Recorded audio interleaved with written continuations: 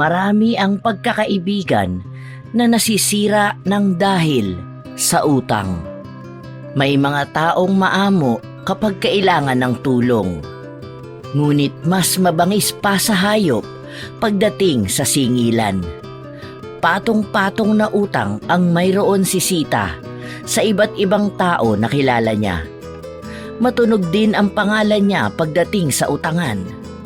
Dahil din sa utang, magkakaroon sila ng samaan ng loob ng isang tao na minsang naging malapit sa kanya, na magiging dahilan upang gumawa siya ng masama rito. Magagawa nga bang makabayad ng utang kung ang itim na mahika na ang maaaring maging kabayaran? Tisoy, anak! Nandyan ka ba? Halika nga rito at tulungan mo ako sa mga bitbit ko! Nay, mabuti naman po at umuwi na kayo. Bakit nga po pala ngayon lang po kayo umuwi? Kanina pa po naghihintay sa inyo si Aling Feli. Nandyan po siya, pinaupo ko po muna. Hay! Ano na naman yan? Kararating ko lang, hindi man lang ako pagpahingahin muna. Tapos bubungaran na agad ako ng ganito? Ano bang ginagawa mo rito, Feli? Huwag mo sabihing maniningil ka na naman. Eto na naman tayo sa paliwanagan eh. Oo sana, Ate Sita. Itatanong ko lang sana kung mababayaran mo na yung utang mo sa akin. Kailangan ko na kasi ng pera ngayon. Bayaran na kasi ng tubig namin eh. Tapos naubusan na ng gatas yung bunso ko. Baka may pera ka na. Kahit sana magkano, mabigyan mo ako, te.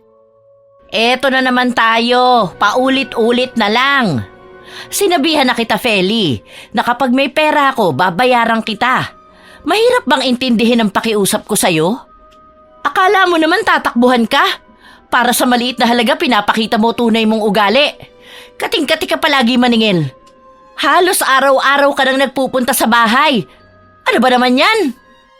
Hindi naman sa ganon, Ate Sita. Ang pangako mo kasi sa akin na babayaran mo ako sa sahod ng asawa mo. Noong nakaraang linggo pa kasi sumahod si Kuya Ben. Kailangan ko na kasi ng pera ngayon. Baka sakali na mabayaran mo ako.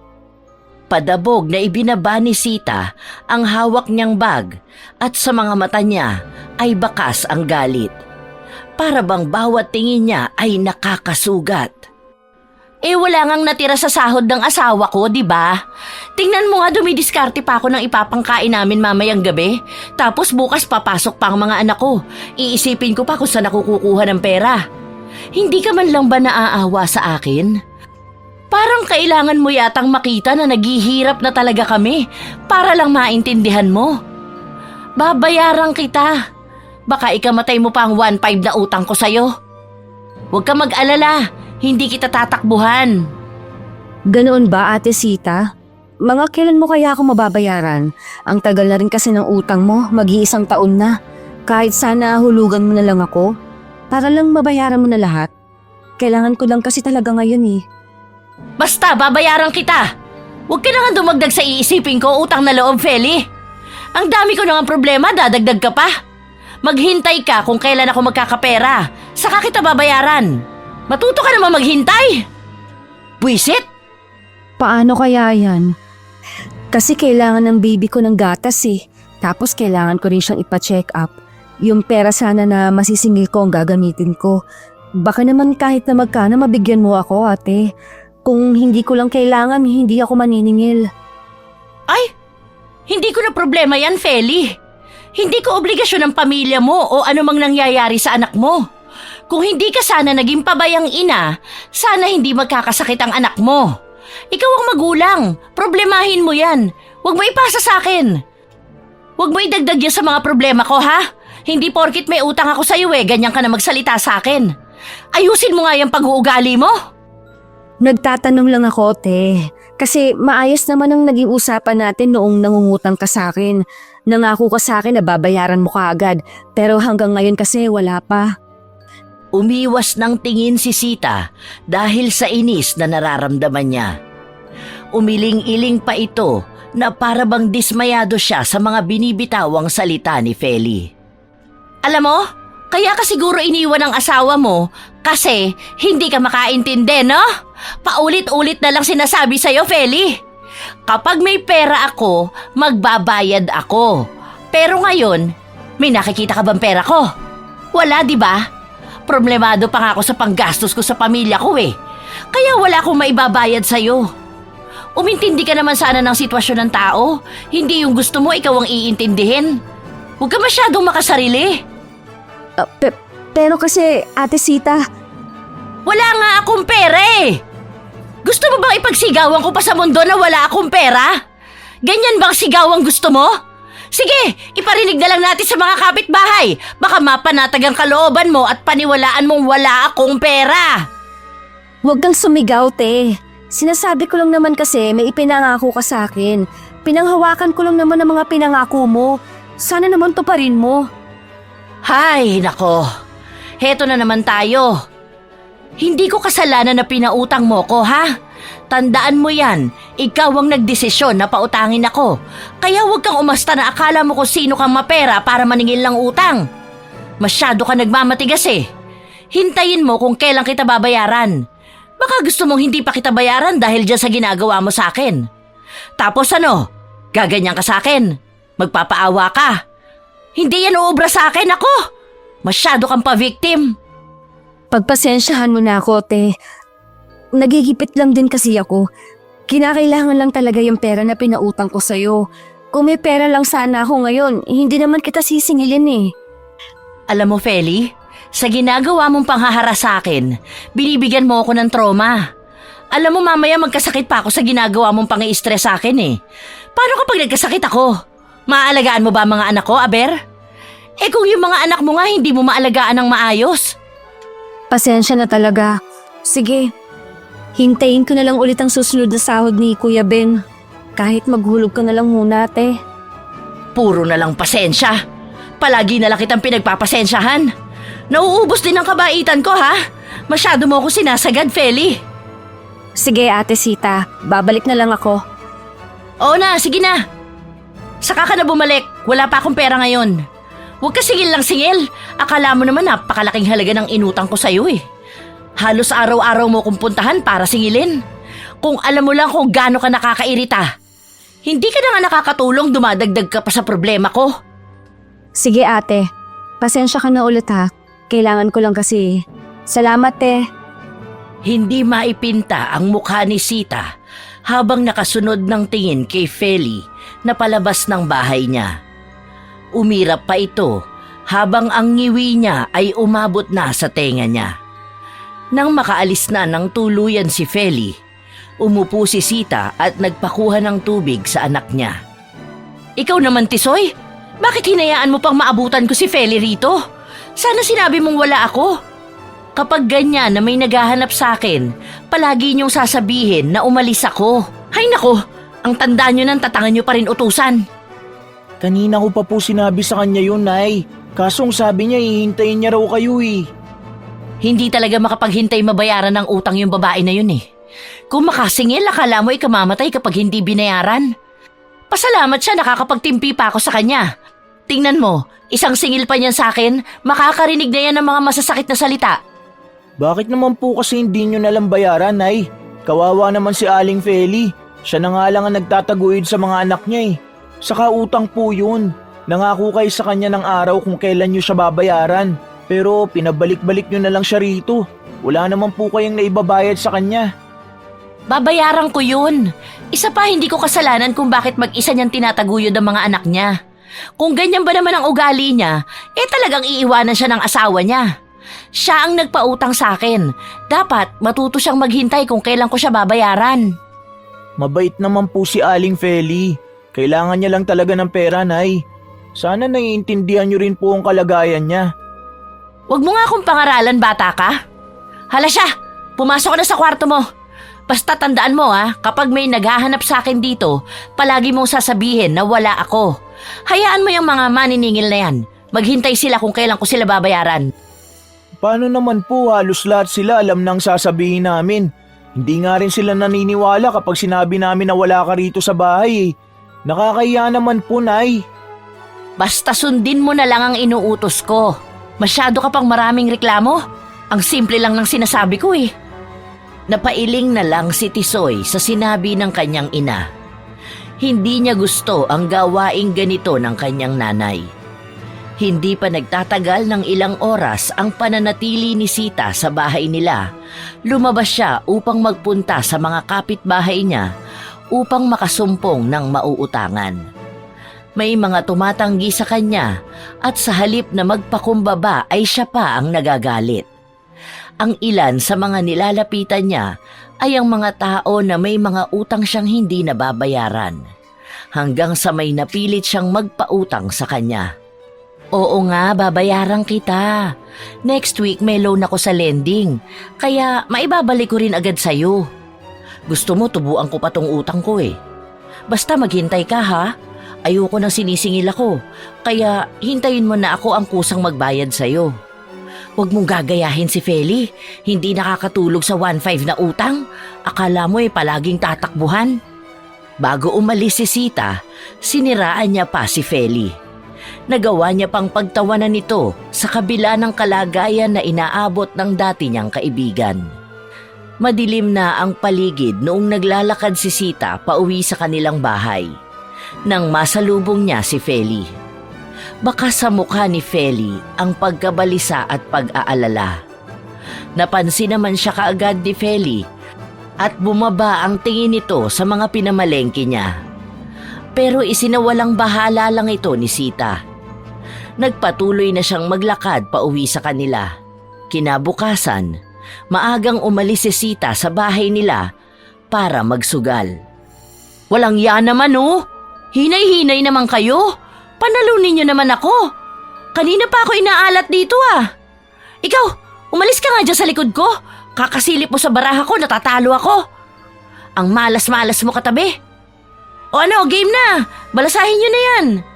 Gusto ko makabawi. Ang laki na nang natalo ko sa inyo.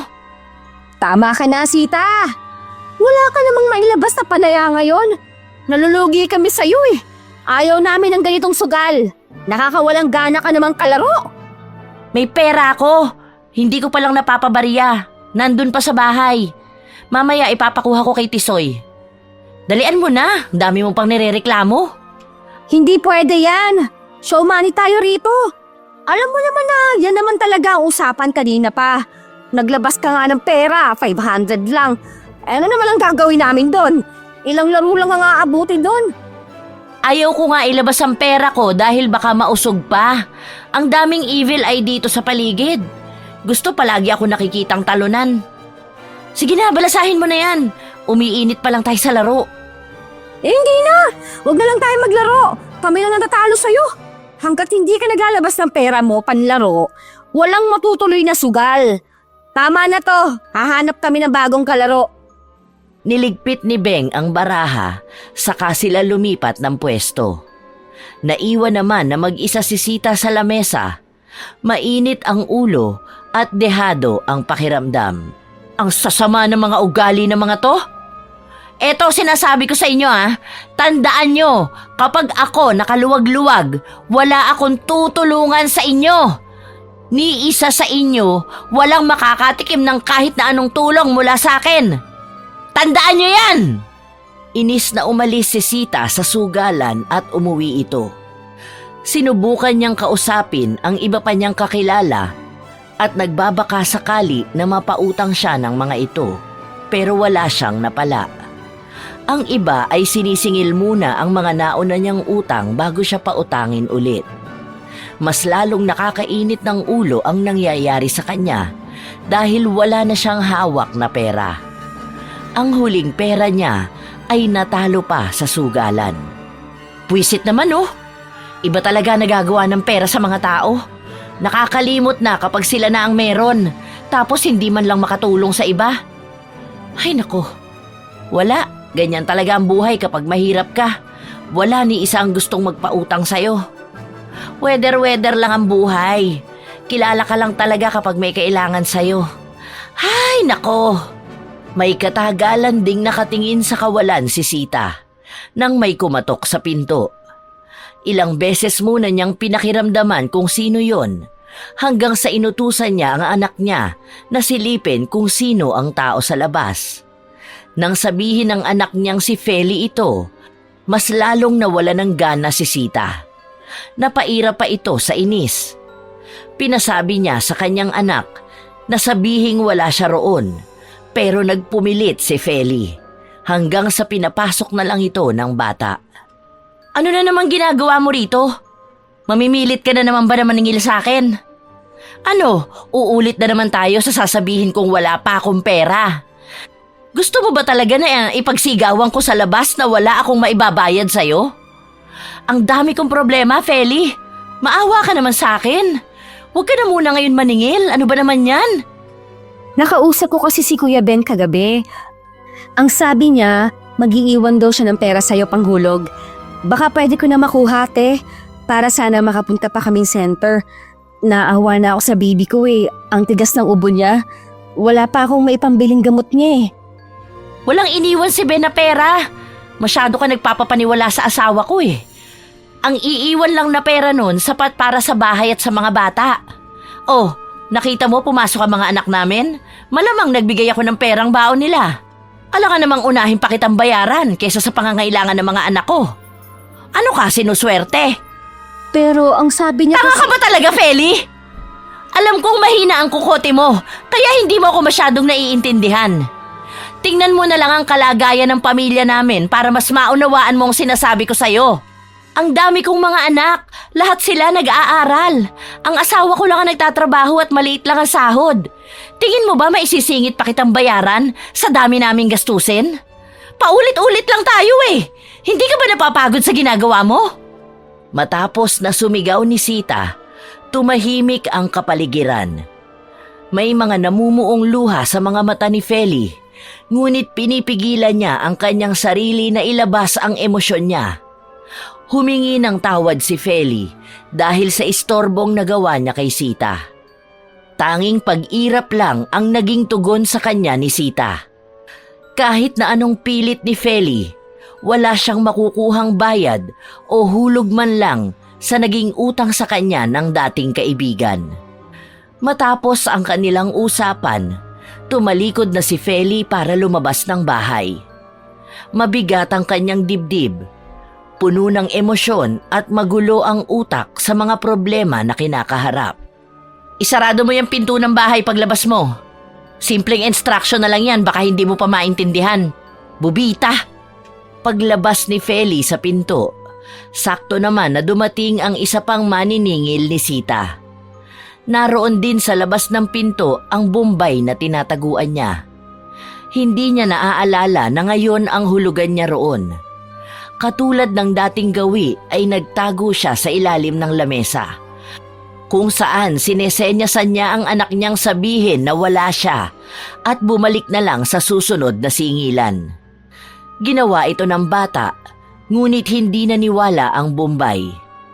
Nadulas din ng pagkakasabi si Feli at nasabi niyang naroon sa loob si Sita at katatapos lang nilang mag-usap. Dahil dito, mas lalong naging matagal ang pananatili ng Bombay sa labas ng bahay. Habang si Sita ay nangangawit na sa ilalim ng mesa. Habang nasa labas si Feli at nakikipag-usap sa Bombay, naririnig ni Sita ang mga usapan na yon.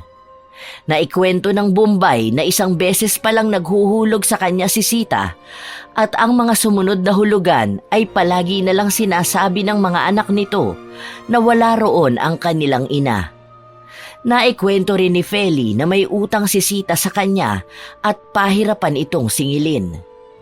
Dahil sa mga naririnig ni Sita, mas lalo siyang nakakaramdam ng inis kay Feli. Para bang gusto na niyang labasin ito para sa bunutan, pero hindi siya maaaring makita ng Bombay. Sa tagal niyang nagtatago, napagod na rin ang Bombay kahihintay at umalis na ito. Tisoy, tignan mo kung may tao pa sa labas. Baka mamaya nandyan pa ang Bombay at si Feli. Mga buwisit na maniningil. Sinilip ni Tisoy ang labas para tingnan kung may nakaabang na tao. Wala na po, Nay. Umalis na sila. Hay, ang sakit ng likod ko kakabaluktot dito. Mabuti naman at umalis na ang mabantot na yun. Tapos isa pa yung chismosang Feli na yun. Pakunwari pang mukhang inosente, ipinagkalat pa pati sa Bombay na may utang ako sa kanya. Ngayon na mas lalo niya akong ininis, hindi ko na talaga yan babayaran. Bahala siyang mamatay kakasingil sa akin. Ang sama ng ugali niya, talagang ako pa ang ginaganito niya. Ang kapal ng mukha, di ba?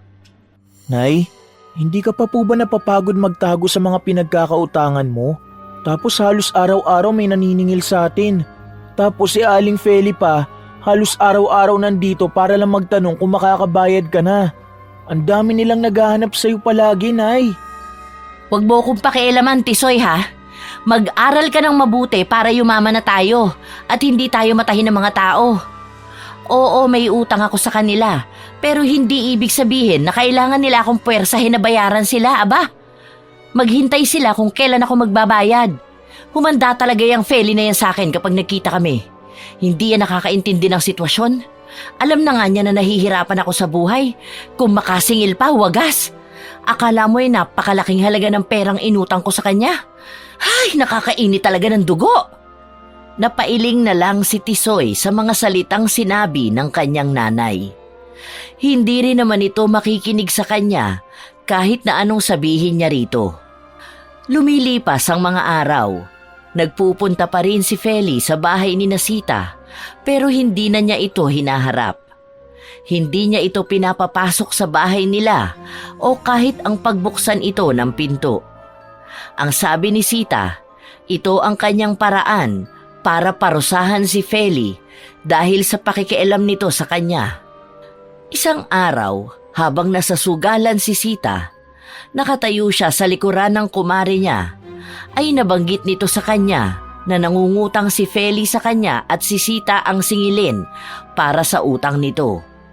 Dahil pakiramdam ni Sita ay napahiya siya sa mga tao sa sugalan na nakarinig ng sinabi ni Tere. Galit na sumugod si Sita sa bahay nila Feli. Feli! Feli! Lumabas ka nga dyan! Feli, harapin mo ako! Walang yakang babae ka! Nasaan ka na? Feli! Teka, Ate Sita, ano nangyayari? Bakit ka sumisigaw? Anong nangyari? Talagang hindi mo alam ang nangyari? Ikaw, babae ka. Anong pinagkakalat mo sa lahat na hindi ako marunong magbayad ng utang? Ang kapal na mukha mong pagbintangan ako, ha? Hindi yun ang sinabi ko, ate. O anong sinasabi ni Teresa sa akin na may utang ako sa'yo? Sinasabi mo bang nagsisinungaling siya, ha? Ayusin mo ang bintang mo sa akin, Feli. Kung alam mo lang kung paano ako nagtitiis sa'yo. Ang kapal ng mukha mo ipagsabi sa iba ang inutang ko sa'yo? Talagang gusto mo ako siraan sa lahat. Hindi yun ang sinabi ko sa kanya. Nangihiram kasi ako ng pera at ipinangako ko sa kanya na pambayad ay ang ibabayad mo sa akin. Wala naman ako sinabing masama tungkol sa'yo. Hindi ko intensyon na ipahiya ka. Kinailangan ko lang ng pera, kaya nangutang ako sa kanya. Napahawak sa bewang si Sita habang nakikinig sa sinasabi ni Feli. Bakas naman kay Feli ang hiya dahil sinugod siya ni Sita sa bahay nila mismo habang ang iilan pa nilang mga kapitbahay ay nakikiusyoso pa. Nagsisimula na ang bulungan habang nakatingin sa kanya. Pasensya ka na, Ate Sita. Kinailangan ko lang kasi ng pera para sa baby ko.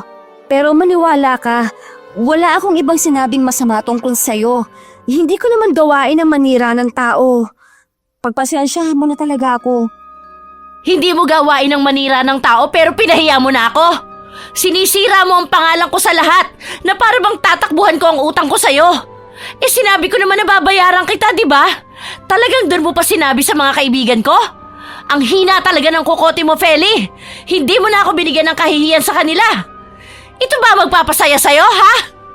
Habang sinasambit ni Sita ang mga salita na ito, ay dinuduro niya ang noo ni Feli. Napapayuko na lang si Feli sa kahihiyan na inaabot niya. Ang mga luha niya ay pumapatak na rin sa sahig. Patawarin mo na ako, te. Hindi ko naman sinasadya. Sige, kakausapin ko na lang si Ate Tere. Pasensyahan mo na po ako. Hindi ko talaga gustong mapahiya ka. Hindi ko naman alam na sasabihin niya pa yun sa'yo. Pasensyahan? Puro na lang ba pagpapasensya ang ibibigay ko sa'yo? Samantalang ikaw, hindi mo ako iniintindi. Masyado kang makasarili. Puro na lang kagustuhan mo ang nasusunod. Hindi ka na nga naaawa sa akin sa tuwing sisingilin mo ako ng utang ko. Ganyan ka pa manira sa akin? Nakakawalang gana ka, Feli. Imbis na babayaran pa kita, magdadalawang isip na tuloy ako. Grabe ka kung makapang mata sa akin. Hindi porkit may utang ako sa'yo, sisiraan mo na ako sa iba. Tandaan mo, Feli, ang utang nababayaran yan. Pero ang tiwala ko na sinira mo, hindi na yan maibabalik. Nakakadismaya ka! Mabibigat ang mga salitang binitawan ni Sita kay Feli. Pinapakita nito na labis ang sama ng loob na dinulot ni Feli sa kanya dahil lang sa maliit na halaga ng inutang nito na hindi niya mabayaran. Umaagos na rin ang luha ni Feli sa paghingi niya ng tawad kay Sita. Pero patuloy na pinagdidikdikan ni Sita na mali si Feli sa ginawa niya. Na kaya ganon ang ugali niya ay dahil mahina ang kokote niya. Walang ibang bukang bibig si Feli kundi ang paghingi nito ng tawad.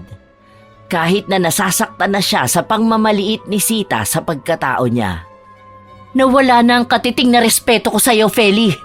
Siniraan mo ko sa lahat na para bang hindi ko kayang magbayad ng utang sa iyo. Maliit na halaga lang yun. Pero pinakita mo sa akin ang tunay mong ugali. Napagtitiisan ko na nga ang paulit-ulit mong paniningil sa akin, pero hindi ko na matitiis na sasabihin mo pa sa ibang may utang ako sa'yo. Ikamamatay mo ba ang 1.5? Tingin mo ba mabibili ng ganyang halaga ang pagkatao ko? Sirang-sira na ako sa kanila. Ano na lang ang iisipin ng mga tao sa paligid natin? Nakakapi ko ng katangahan mong babae ka! Pagkawarin mo ako, Ate Sita. Hindi naman yun ang intensyon ko. Kailangan ko na ng pera dahil hindi ko na alam ang gagawin ko. Umiiyak ang anak ko. Wala siyang gatas at may sakit pa. Desperada na akong makautang kaya ipinangako kong ipambabayad kay Ate Tere. Ang pangako mong ibabayad sa akin. Patuharin mo ko. Parang awa mo na. Huwag ka na magalit sa akin. Wala na. Huli na ang lahat. Mukha bang kaya pa kitang patawarin sa mga ginawa mo sa akin? Bahala na ang karma na maningil sa'yo. Pera lang ang inutang ko sa'yo at kaya yung mabayaran. Pero ngayon na may karma na sisingil sa'yo, ewan ko na lang kung paano mo babayaran. Ipapaubaya ko na lang sa karma ang mangyayari sa'yo. Matapos itong sabihin ni Sita, ay galit pa rin siyang umalis sa harapan ng bahay ni Feli at umuwi sa kanila. Masama ang loob niya kay Feli dahil hindi nito maintindihan ang sitwasyon niya. Para bang ipinamumukha pa sa kanya na hindi niya kayang magbayad sa maliit na halaga. Kaya inaasa na lang ni Sita ang karma na mapupunta kay Feli dahil sa ginagawa nito sa kanya. Nakakainis talaga ang babaeng yun. Masyado niya akong binibigyan ng sakit ng ulo. Grabing trauma ang inabot ko sa kanya. Para sa 1.5 na utang ko, ganun na siya sa akin. Masyado siyang mapangmata. Karmahin na sana siya. Tatawanan ko talaga siya kapag ginaba na siya. Nagmamatigas si Sita sa pag-uugaling pinapakita niya kay Feli. Ilang araw na rin ang lumipas na patuloy na nagpupunta si Feli sa bahay ni Sita para humingi ng tawad sa kanya pero hindi niya ito magawang harapin. Hanggang isang araw, nagkasalubong sila habang naglalakad si Sita. Nung una ay hindi pinansin ni Sita si Feli pero natigilan siya sa paglalakad nang hawakan siya nito sa kamay. Agad naman ding inalis ni Sita ang pagkakahawak sa kanya ng dating kaibigan. Huwag mo nga akong hawakan! Ano na naman bang kailangan mo sa akin? Ate Sita, hanggang ngayon ba hindi mo pa rin ako papansinin? Ilang araw na akong humihingi ng tawad sa'yo. Nagsisisi ako sa mga nagawa ko sa'yo. Para saan pa? May magbabago pa ba? Kapag pinansin kita, ano naman ang gagawin mo? Sisirain mo na naman ang peace of mind ko sa kakasingil mo sa akin. Mauulit lang ang lahat, Feli. Hayaan mo hindi na tayo mag-usap. Tapos kapag may pera na ako, saka na kita babayaran. Huwag mo nang tangkain pa na ibalik kung ano yung nasira sa atin. Hindi ko pa kayang magpatawad. Pagpasensyahan mo na ako, Ate Sita. Minsan kasi nagugulo talaga ang isip ko lalo na kapag kailangan ko ng pera. Nitong mga nakaraan kasi, wala talaga akong malapitan. Kaya sinisingil kita. Alam mo naman yun, di ba? Yun na nga eh. Kapag hindi maayos ang isip mo, sa akin mo ibinabaling lahat. Ako ang kinakawawa mo eh. Ako yung pinipressure mo na magbayad. Alam mo ba kung gaano kahirap para sa akin yun? Na palagi kang nagpupunta sa bahay para lang maningil? Ang laking epekto nun sa akin, lalo na sa isip ko. Gusto ko ng peace of mind pero hindi mo na nga maibigay, sinisira mo pa. Ewan ko ba? Basta alam ko may karma ang mga ganyang pag-uugali. Bahala ka na, wag mo na lang akong kausapin. Hayaan mo maghilom ng kusa ang galit ko sa'yo, pero hindi ko maipapangako na mangyayari yun. Basta sa ngayon, bigyan mo ng kapayapaan ang utak ko. Utang na loob, Feli. Kahit na anong paghingi ng tawad ni Feli, ay hindi siya tinatanggap ni Sita. Isang araw, habang nasa sugalan si Sita, narinig niya ang usapan ng isa sa mga naglalaro patungkol sa kulam.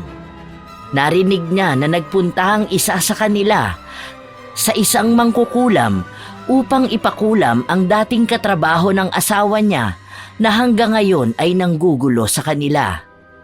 Nang maipakulam nila ito, ay tinigilan na ang panggugulo sa kanila. Naisipan ni Sita na gawin yun upang tigilan na siya ni Feli sa kasisingil sa kanya nito. Hindi na nagdalawang isip pa si Sita. Nagtungo siya sa mangkukulam upang magpagawa ng ritual para kay Feli. Inabisuhan ng mangkukulam si Sita na kumuha ng bagay na konektado kay Feli. Saka ito bumalik doon. Sa paraan na yun, magiging mas mabilis at mabisa ang kulam na gagawin nila.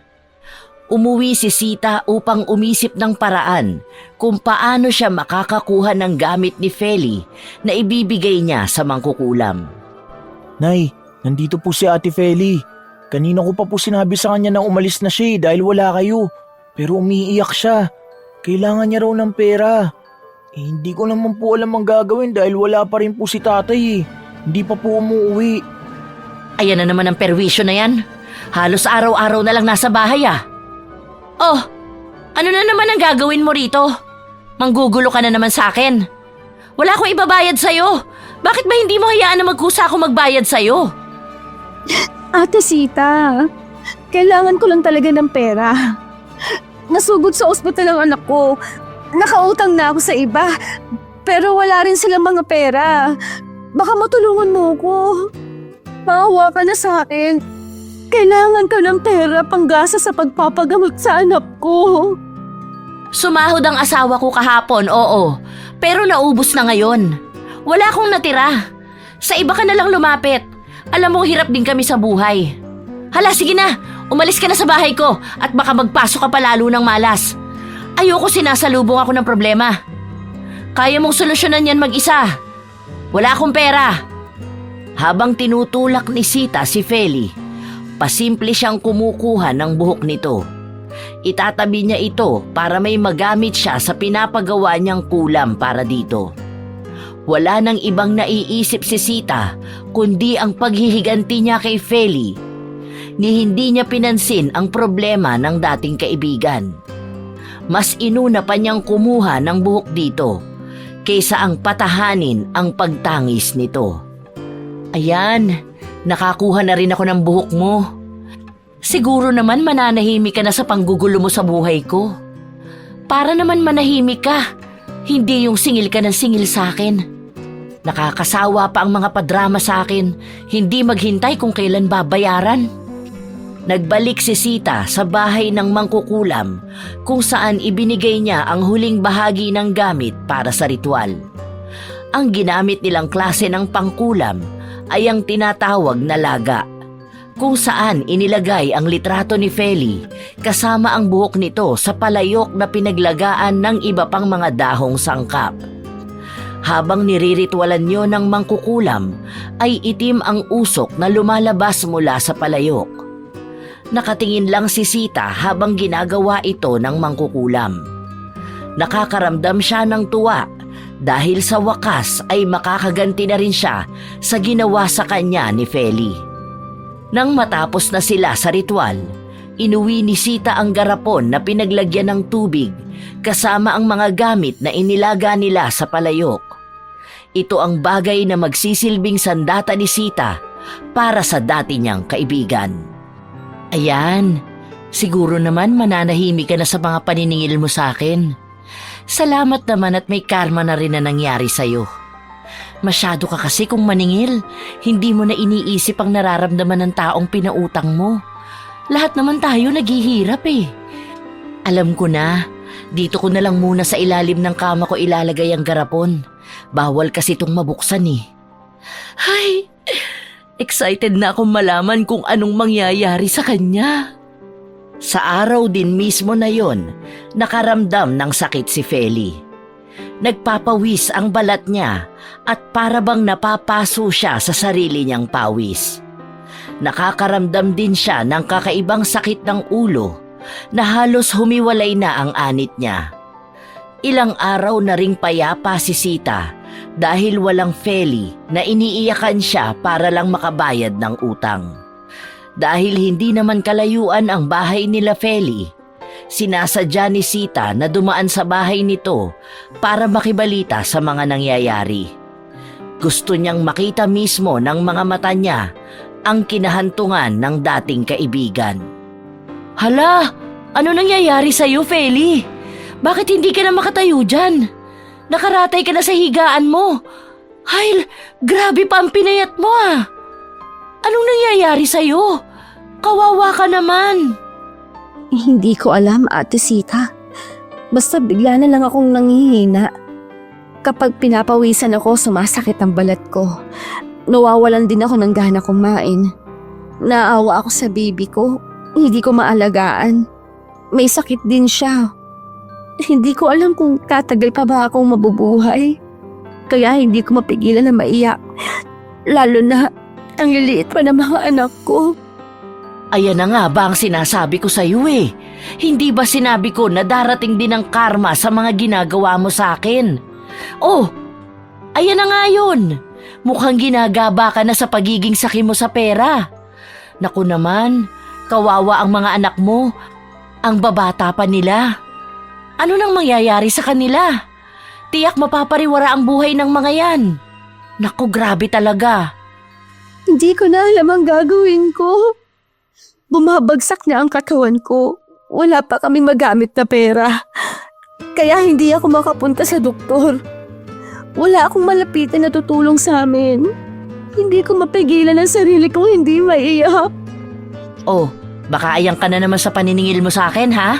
Hindi ka pa ba nadadala? Talagang mukha ka pa ring pera kahit nagkakaganyan ka na?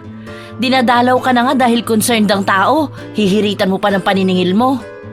Hindi naman kita sinisingil, Ate Sita. Nagsasabi lang ako ng nararamdaman ko. Dahil sunod-sunod ang naging problema namin. May sakit ako, may sakit pa ang baby ko. Hindi ko pa maalagaan ang mga anak ko. Hindi ko na problema yan, Feli. Sinabi ko naman sa'yo na ibang klase maningil ang karma. Ayan na ngayon ang napala mo. Huwag mo naman hayaan na hanggang sa mamatay ka iniisip mo pa rin ang utang ko sa'yo. Huwag kang mag-alala, magbabayad ako. Baka nga ipang-abuloy ko na lang yun sa'yo eh. Huwag ka naman magsalita ng ganyan, te. Nagsasabi lang ako ng posibleng mangyari. Ano ba naman yan? Pati ang malasakit ko hindi mo maintindihan? Makaalis na nga. Halatang wala ka pa rin kwentang kausap. Nakatabingi ang nguso ni Sita na umalis sa bahay ni Feli. Dinig pa rin niya ang matigas na ubo ng kinauutangan niya at bakas ang paghihirap na nararamdaman nito. Ang mga anak ni Feli ay nag-iiyakan na rin dahil maging sila ay nahihirapan sa kinalalagyan ng kanilang ina. Ang bunsong anak ni Feli ay bit-bit ng panganay nito. Siya na ang nagsisilbing pangalawang ina ng mga kapatid niya dahil hindi makakilos ng maayos si Feli para asikasuhin sila. Hay, iba talagang gaan sa pakiramdam kapag nakikita mong kinakarma na mga taong sumisira sa'yo. Hay. Panatag ang kalooban ni Sita habang naglalakad pa uwi sa kanila. Alam niyang wala ng Feli nakakatok sa bahay nila para maningil ng utang. Wala na rin naman sa utak niya na magbayad pa rito. Sa tingin kasi ni Sita, maliit na halaga lang naman ang nautang niya at hindi naman yon magiging kabawasan sa pagkatao ni Feli. Baka habang nagkakasakit si Feli, doon niya mapagtanto na hindi na niya dapat pangkulitin si Sita at singilin sa utang nito. Ay, mabuti na lang at naabutan kita sa pag-uwi mo, Sita. Kanina pa ako nandito sa bahay niyo. Ano na? Babayaran mo na ba ang utang mo? Naipon na yun. Pati pala sa tindahan ng anak ko nangungutang ka. Hindi mo talaga pinatawad, ano? O ano na? Magabayad ka na ba? Alam mo, parehas lang kayo ni Feli na hindi makapaghintay na mabayaran ng utang. Nakita mo ba nangyari sa kanya? Hindi ba ginagaba na kasi masyadong masama ang ugali pagdating sa pera? Aba, hindi ako magtataka kung mangyayari din yun sa'yo. Akala nyo kasi hindi nababayaran ng utang sa inyo eh. Ilang taon na ang iba mong utang sa akin. Hindi pa nga nababawasan, nagdagdag ka pa, di ba? Pati sa kabubukas lang na tindahan ng anak ko, hindi mo pinalampas? Maliit na puhunan na nga lang ang ginamit doon. Isa pa. Anong pinagsasabi mong gagabain ako sa paniningil ng sarili kong pera? Ikaw ang nangutang sa akin, kaya matuto ka naman magbayad. Mahiya ka naman sa mga pinagsasabi mo, Sita. Kung si Feli, nadadaan mo sa mga ganyan, ibahin mo ko. Hindi ako kasing bait ni Feli. Bayaran mo ko. Ibalik mo kung anong inutang mo. Nipisan mo naman ang mukha mo. Masyado kang makunat pagdating sa singilan. Wala nga akong pera, di ba? Maghintay ka. Baka sumunod ka kay Feli. Mga buwisit kayo. Karmahin ka na rin sanang bruha ka. Aba, teka nga. Ikaw pa talagang may lakas ng loob na sabihan ako ng ganyan? Matapos mong umutang sa akin at hindi ako bayaran? Ganyan ka pang makipag-usap? Huwag mong daanin sa galit-galit mo, Sita. Magbayad ka o ako mismong sisingil sa asawa mo. Baka nakakalimutan mong hawak ng asawa ko ang sahod ni Ben. Baka gusto mong walang maiuwing pera sa'yo si Ben. Ay, grabe naman umasta. Ang linis mo masyado, no? Kung makapagsalita ka, akala mo ang perpekto mo. Nangutang lang ako sa'yo, hindi ko sinanla ang buong pagkatao ko sa'yo, oy. Kung makasingil ka, akala mo hindi ka nang hingi ng tulong sa akin nun eh. Palibasa, nakapag-asawa lang ng kanuyang anak mo. Kung umasta ka, akala mo hindi ka nang galing sa hirap. Ay, mali. Kabit nga lang pala yung anak mo, di ba? Kaya lang kayo nagkakaroon ng pera kapag nagpapadala yung kano sa anak mong kabit, di ba? Tumabi ka nga dyan. Baka kung ano pang magawa ko sa'yo. Hintayin mo kapag nagkapera ako, babayaran kita. Alis dyan! Paharang-harang. Binangga ni Sita ang kumare niya habang naglalakad siya papasok sa bahay. Ibinalagbag niya rin ang pinto at isinarado ito. Ngayon ay nadagdagan ang inis ni Sita, kaya naisipan niyang kulamin din si Beng. Ayaw niya nang may ibang tao na gumugulo sa kanya. Sa halip na bayad utang ang ibigay niya, sakit pa ang gusto niyang ibalik sa mga ito. Nang bumalik si Sita sa mangkukulam para ipadagdag si Beng, hindi pumayag ang mangkukulam. Dahil iisa lang ang maaari niyang kulamin. Kung nais niyang pangalawahan ito, kailangan niyang pumili kung papatayin niya ang unang kinulam niya o ang pagagalingin ito para isalin ang susunod na kulam sa ibang tao. Ngunit wala roon ang nais na piliin ni Sita. Nais niyang magdusa ang dalawa bilang paghihiganti niya. Ano ba namang klaseng pangungulam ang ginagawa mo? Pinaglalaruan mo lang yata ako eh. Ikaw matanda ka, baka pineperahan mo lang ako. Halata naman kasing mukha kang pera. Baka kung ano-ano lang ang sinasabi mo. Kailangan kong makulam din niyang si Beng. Ilang beses na akong pinahiya niyan sa sugalan. Akala mo kung sino siya kung umasta. Hindi kita pipilitin. Pero hindi maaaring dalawa ang kulamin mo. Dahil magkakaroon ka ng mas malalang problema. Kung hindi mo ito makakaya, babalik sa'yo ng higit sa 2 beses na sakit nang ibinigay mo sa kanila. Pag-isipan mo itong mabuti.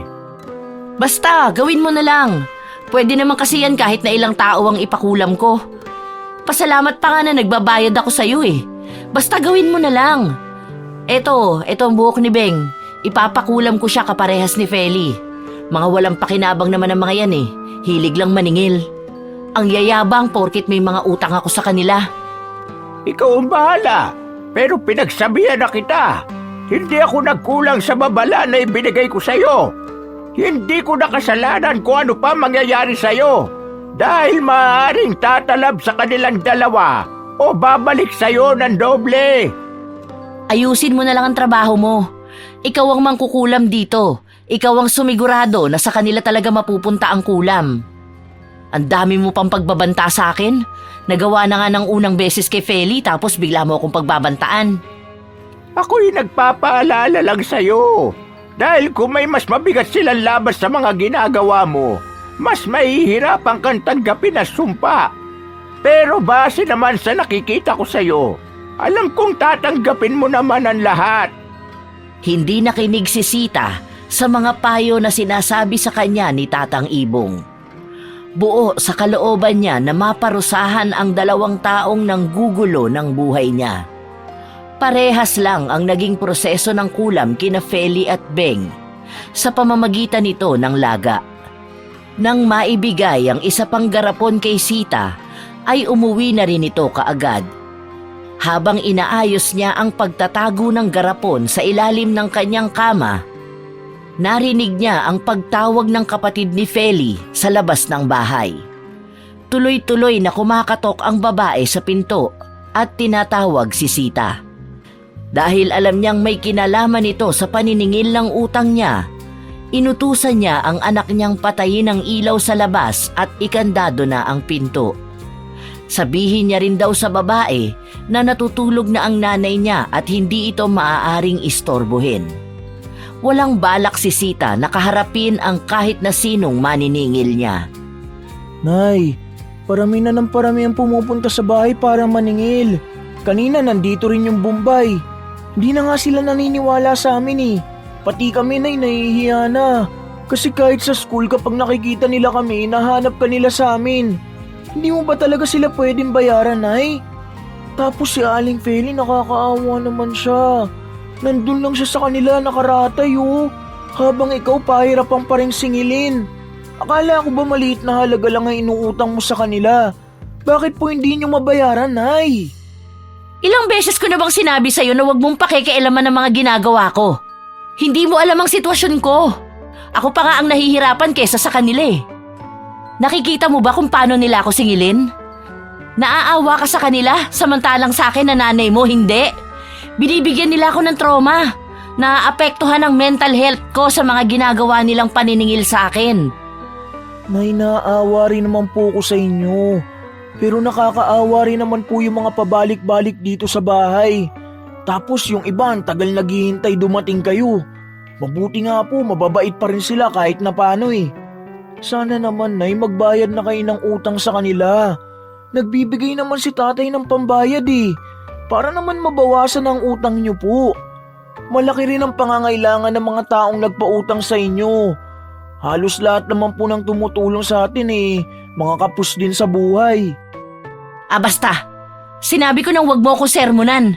Alam ko ang ginagawa ko. Maghintay sila kung kailan ako magbabayad. Sa wala pa nga akong pera eh. Wala akong ibang pinagkakakitaan. Maghintay sila kung kailan ako yayaman. Mga ipokrita kasi ang mga nagpapautang sa akin. Hindi lang ako nakakapagbayad agad, akala mo kung sino na sila. Tingnan mo, unti-unti ang kakarmahin niyang mga yan. Susunod na kay Feli si Beng. Parehas gagabain sa pagiging sugapa sa pera. Tingnan natin kung maisalbayan sila ng pera. Tingnan ko lang kung madala nila sa hukay ang ipinagmamalaki nilang mga pera. Mga buwisit sila.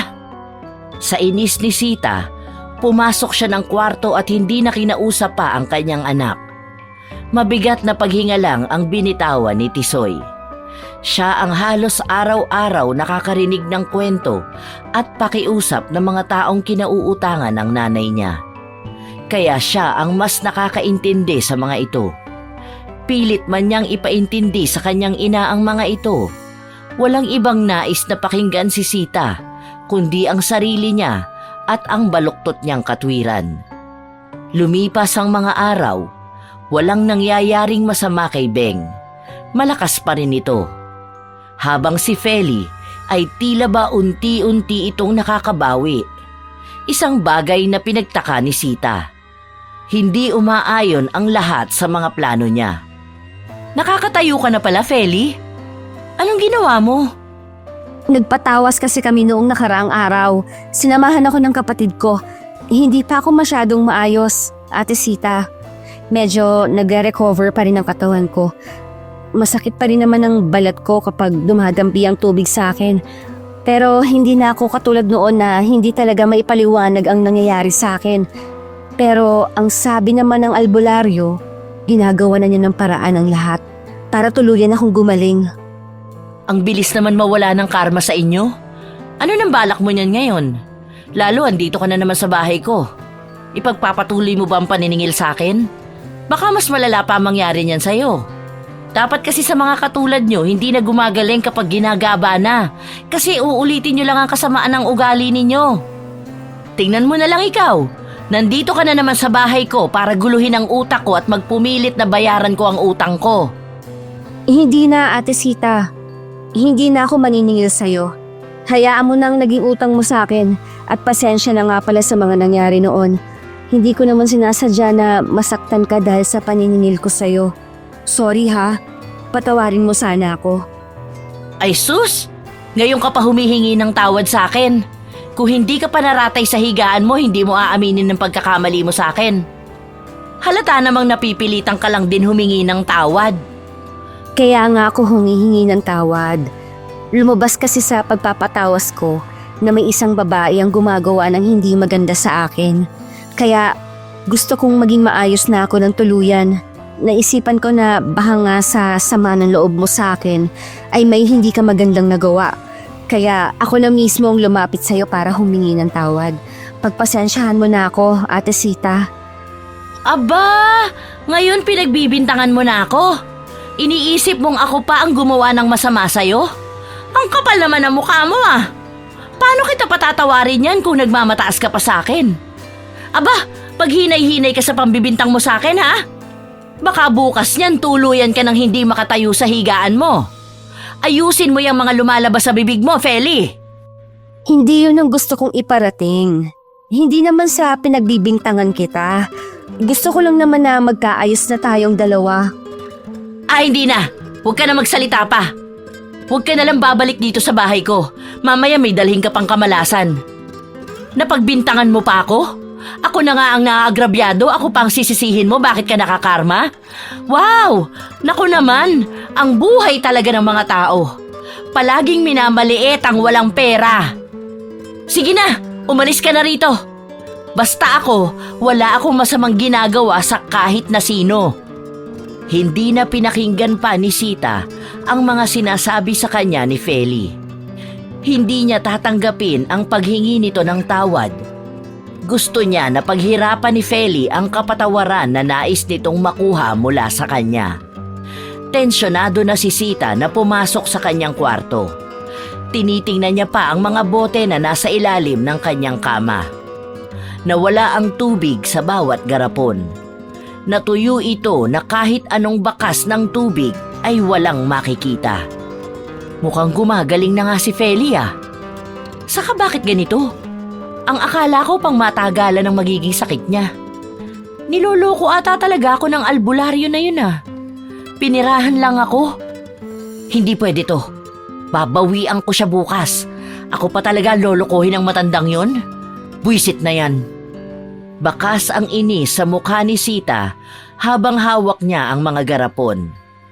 Nais na niyang sugurin si Tatang Ibong, ngunit masyado nang madilim ang langit. Kinabukasan, nagising si Sita sa sigaw ng kanyang anak.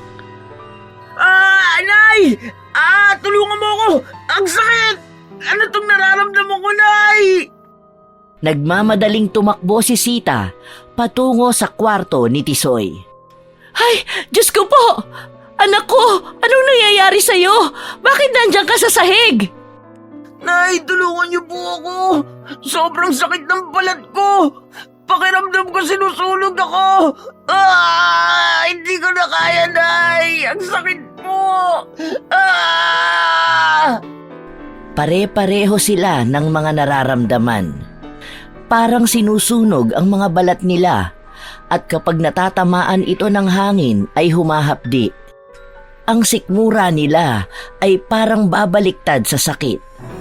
Hindi na alam ni Sita ang gagawin niya sa mga anak niya. Nagdurusa ang mga ito sa hindi maipaliwanag na karamdaman. Ano bang nangyayari sa inyo, mga anak ko? Hindi ko na alam ang gagawin ko. Diyos ko po, tulungan ninyo ang mga anak ko. Mga anak ko! Nay, hindi ko na po kaya. Pakiramdam ko mamamatay na po ako. Maging ang mga laman ko nanginginig sa sakit. Ang ulo ko parang nabibiyak na. Nay, tulungan mo kami. Anak, bakit ba nagkakaganito ang pamilya natin? Ano bang nangyayari? Ang mga anak ko, Diyos ko po, huwag naman sanang ganito. Hindi na magkanda-ugaga si Sita sa nangyayari sa mga anak niya. Maging ang asawa niya ay napauwi ng kanilang tahanan nang makarating sa kanya ang balita. Sinubukan na rin nilang dalhin sa doktor ang mga bata, ngunit wala silang napala. Walang makitang sakit na nagdulot sa kanila nito. Ang bunsong anak ni Sita ay nawala ng malay dahil sa sakit na nararamdaman nito. Masyado pa siyang bata para kayanin ang sakit. Dahil wala rin naman silang mapala sa mga doktor na paulit-ulit lang ang sinasabi, inuwi ng mag-asawa ang mga anak nila. Nakaratay lang sa higaan, umiiyak, hindi makagalaw, ngunit ramdam ang sakit sa bawat hibla ng kanilang mga laman. Mga anak, magpagaling kayo ha. Hindi kaya ni nanay na mawala kayo. Gusto niyo bang kumain? Nagluto na ako ng pagkain ninyo. Paborito niyo ang ulam natin ngayon. Sige na mga anak ko, magpalakas na kayo. Ayokong nakikita kayong ganito. Hindi mapigilan ang pag-iyak ni Sita habang pinagmamasdan ang kalunos-lunos na kalagayan ng mga anak niya. Hindi niya matagalan tingnan kung paano nagmamakaawa sa sakit ang mga bata. Bunso ko, magpalakas ka ha. Ang baby ko, kawawa naman. Magpagaling kayo mga anak ko. Nay, hindi ko na po talaga kaya. Kaunti na lang ay bibigay ng katawan ko. Parang nalalagutan na ako ng hininga. Kung may mangyayari man pong masama sa akin, gusto ko pong malaman niyo na mahal ko po kayo ni tatay. Sana po ay maging maayos kayo. At ang huling pakiusap ko po, sana po ay maayos niyo na ang mga utang niyo sa mga taong tumutulong sa atin. Huwag niyo sana silang awayin dahil lang sa kailangan na nilang kunin ang pinaghirapan din nilang pera. Huwag kang magsalita ng ganyan, anak. Magiging maayos ka. Huwag ka na masyadong gumalaw. Sige na. Hindi na mapigilan ni Sita ang humagulgol sa iyak dahil sa mga naririnig niyang paalam ng mga anak niya. Alam niyang hindi niya kakayaning mawala ang mga ito sa kanya dahil sila ang tanging kayamanan na meron siya. Kaya kahit na masama ang panahon at bumubuhos ang ulan, binitbit ni Sita ang 2 garapon na pinaglagyan niya ng mga nilagang gamit ng mga pinakulam niya. Kumatok siya sa bahay ni Tatang Ibong. Tatang! Tatang! Pagbuksan mo ako ng pinto! Parang awa mo na! Anong sinadya mo rito, Sita? Tingnan mo ang mga garapon. Bakit nawala ang tubig dito? Bakit gumaling sina Feli at ganun din ang nararamdaman ng mga anak ko? Pinakulam ba nila ang pamilya ko? Ito ba ang gusto nilang iganti sa akin? Mali ka, Sita. Natuyo na ang tubig sa loob dahil sa kagagawan mo. Hindi ba sinabihan na kitang hindi mo maaaring kulamin ng magkasabay ang 2 magkaibang tao? Pero hindi ka nakinig sa akin. Humingi sila ng tulong sa magaling na albularyo. Kaya hindi mo na malaya na ang sumpa ay bumabalik na sa'yo. Pero, bakit sa mga anak ko? Ang sumpa ng pangungulam ay bumabalik lang sa mga mahal mo sa buhay.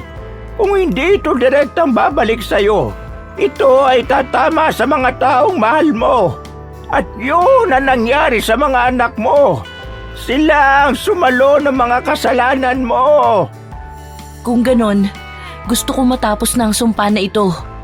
Ititigil ko na ang pangungulam sa kanila. Pagalingin mo ang mga anak ko. Hindi ko kayang mawala sila sa akin.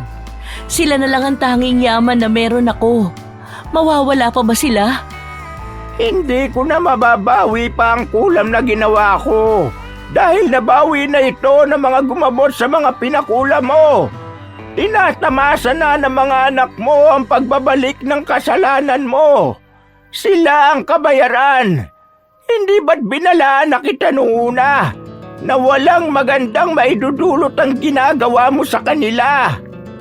Bakit sa akin ibabalik ang lahat? Sila naman ang gumawa ng masama sa akin Yon ang dapat naisipin mo. Kung ano nga ba ang tunay na dahilan. Kung sino ba ang may kamalian.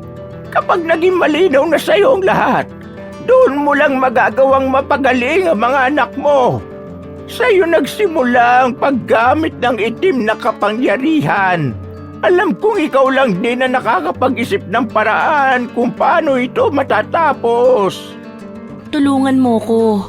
Pagalingin mo ang mga anak ko at gantihan natin sila. Hindi ko na yan kayang gawin, Sita. Kapag gumanti ka sa kanila, mas lalo mong ipapahamak ang mga anak mo. Mas lalo mo lang sinasabi na mas mahalaga para sa'yo ang galit mo sa mga tao na gusto mong kulamin kesa ang timbang ng pagmamahal mo sa mga anak mo. Isipin mo mabuti ang mga sinasabi mo. Dahil ang mga desisyon na ginagawa mo sa buhay mo ay palaging may malaking balik sa'yo. Hindi napilit ni Sita ang matanda na tulungan siya. Paulit-ulit nitong sinasabi na siya lang ang makapagpapagaling sa mga anak niya. Ngunit magagawa niya lang ito kapag alam na niya kung ano nga ba ang pagkakamali niyang nagawa. Hindi niya magagawang pagalingin ang mga anak niya kung mananatili sa kanya ang pagmamataas sa kabila ng mga kasalanan niya. Umuwi si Sita na basang-basa sa ulan. Walang napala, wala nang maramdaman na pag-asa. Lumuluha siya habang nakatingin sa mga anak niyang nanghihina. Hindi ko alam kung anong pagkakamali ang nagawa ko. Bakit nagkakaganito ang pamilya ko? Baka po kailangan yung gawin ng tama, Nay. Humingi kayo ng tawad sa mga taong nagawan nyo ng masama. Sina Aling Feli at Aling Beng. Hindi po ba may ginawa kayo sa kanilang hindi maganda? Baka po kailangan yung tanggapin sa sarili nyo na may mali talaga kayo. Anong maling nagawa ko? Ako ang naging biktima nila. Marahil yan po ang iniisip nyo. Pero hindi po yan ang totoo. Bakit ako hihingi ng tawad sa kanila? Sila ang may kagagawa nito sa inyo. Alam ko na pinakulam nila ang pamilya natin para makaganti sa akin. Ang sasama ng mga ugali nila. Sandali, susugurin ko yung Feli na yan. Ang laki ng atraso niya sa akin. Dinamay pa talaga ang mga anak ko. Hindi marunong lumaban ng patas. Nagtangka ang asawa ni Sita na pigilan siya. Ngunit mas umiral ang galit ni Sita. Sinugod niya si Feli sa bahay nito. Bakas ang galit sa bawat pagkatok ni Sita sa pinto. Oh, Ate Sita, bakit ka napasugod dito? Ano nangyari sa'yo? Halika, pumasok ka na muna sa bahay. Umuulan pa naman, baka magkasakit ka. Sandali lang, kukuhanan kita ng maiinom mo. Ikaw! Ikaw, Feli, ang may kasalanan ng lahat ng ito. Sinusumpa mo ang pamilya ko dahil lang sa maliit na halaga ng pera na hindi ko mabayaran sa'yo? Ang sama ng ugali mo! Teka lang, Ate Sita. Nasasaktan ako. Bitiwan mo ako. Aray ko. Hindi tumitigil si Sita sa pagsabunot niya kay Feli. Kahit na hindi lumalaban sa kanya si Feli, ay pinapakitaan niya pa rin ito ng galit. Lahat ng hinanakit at pagbibintang ay sinabi na niya, hanggang sa natumba si Feli sa sahig. Ano bang nangyayari sa'yo, Ate Sita? Ano bang ginawa kong masama? Anong ginawa mong masama? Hindi mo alam kung anong kasalanan mo? Ikaw ang dahilan kaya nagkakasakit ang mga anak ko. Nakikita mo ba sila ngayon? Masaya ka na ba na nagkakaganito ang pamilya namin? Ha? Napakasama ng ugali mo! Wala akong ginagawang masama sa pamilya mo, Ate Sita. Alam mong hindi ko kayang gawin ang mga binibintang mo. Bakit ko parurusahan ng mga batang wala namang muwang sa mga nangyayari? Hindi ako may pakana ng mga nangyayari sa kanila. Naawa nga ako sa kanila at naiintindihan kita bilang ina. Dahil ina rin ako, hindi ko kayang makita ang mga anak ko na nagkakaganoon. Kung hindi ikaw ang gumawa nun sa kanila, sino? Sumasabay sa bawat sigaw ni Sita ang kidlat na nagngangalit sa kalangitan. Ilang sandali pa bago sumagot si Feli ay dumating ang asawa niya. Pinipilit ni Ben na patigilin si Sita sa pananakit nito kay Feli at hinihila na ito pauwi sa mga bata. Ngunit hindi nagpapatinag si Sita. Tanggalin mo ang ginawa mo sa mga anak ko.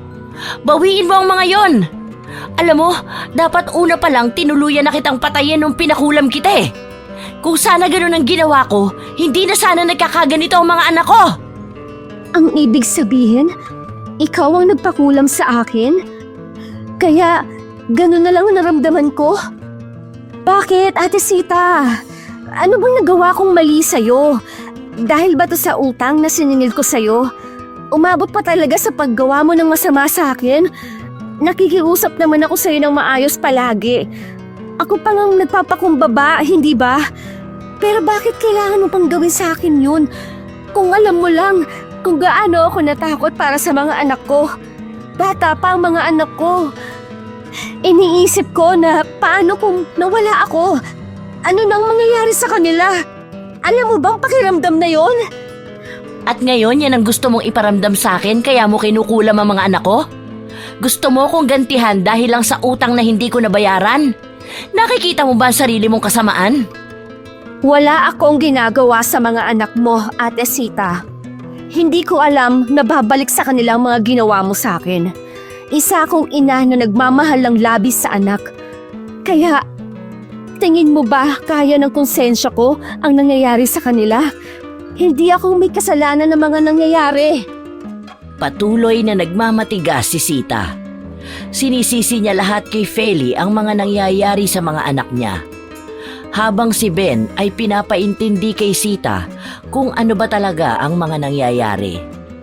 Pero kahit na anong gawin ay hindi tinatanggap ni Sita ang pagkakamali niya. Ayaw niyang tanggapin na sa kanya nagsimula ang lahat at siya lang din ang makakaayos ng problema niya. Umuwi ang mag-asawa sa bahay nila nang hindi pa rin inaamin na siya talaga ang may kasalanan ng lahat. Walang iya talaga yung babaeng yun. Sinasabi ko na nga ba na sa kanya nagsimula ang lahat ng ito eh. Siya ang may kagagawan kung bakit nagkakasakit ng ganyan ng mga anak natin. Narinig mo ba siya, Ben? Hindi ba siya naman talaga ang may kasalanan? Isinusumpa ko talaga yung babae na yun. Kapag may masamang nangyari sa mga anak ko, sisiguruhin kong gagantihan ko siya ng mas malaki pa. Kasalanan niya to! Pinapakalma ni Ben ang asawa niyang patuloy na nagwawala at sinisisi ang lahat kay Feli. Ilang beses nang pinapaliwanag ni Ben na may kasalanan si Sita. Siya ang nangutang at siya ang nagpahirap sa tao na singilin siya.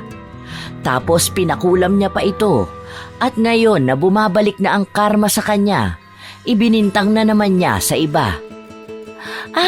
Ngayon pinapamukha mo na sa akin na masama akong tao. Sige, Ben. Sila ang kampihan mo. Hindi ka namin kailangan ng mga anak mo.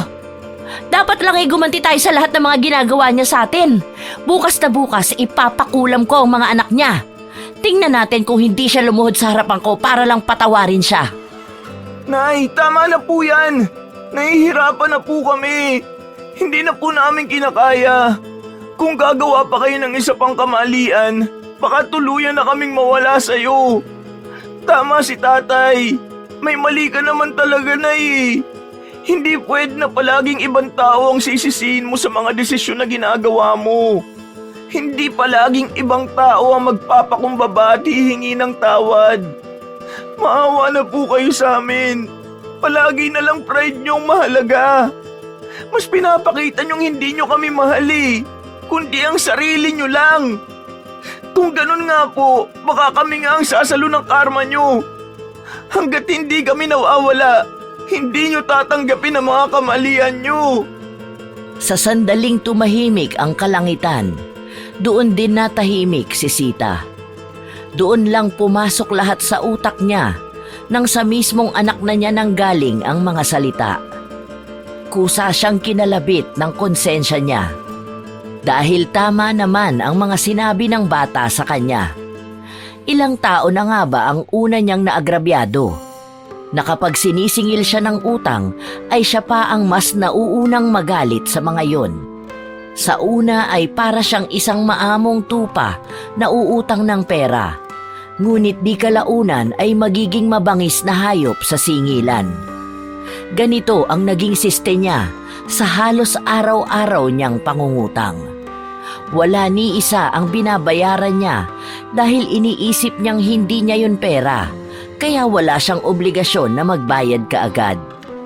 Nay, hanggat alam mo kaya pa itong maayos, gawin mong lahat. Pero kung mas mananaig sa iyong pride mo, hayaan mo na lang kaming pagbayaran ng mga kasalanan mo. Tatanggapin namin ng maluwag yun. Pero sana'y magbago na kayo. Ayaw naming lisanin ang mundong ito ng masamang kalooban. Mga anak, patawarin ninyo ko. Hindi ko kailanman ginusto na mapahama ko kayo. Mahal na mahal ko kayo. Huwag ninyo kong iiwan. Hindi ko makakaya. Parang awa na ninyo. Patawarin ninyo ang nanay. Nay, huwag ka po sa aming humingi ng tawad.